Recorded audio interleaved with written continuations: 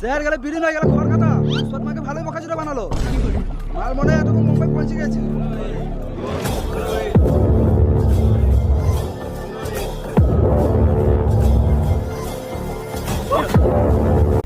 Sir গেলে বিলীন হয়ে গেল খবর কথা। সৎমাকে ভালোই বকাচোদা বানালো। মাল মনে হয় এতক্ষণ মুম্বাই পৌঁছে গেছে।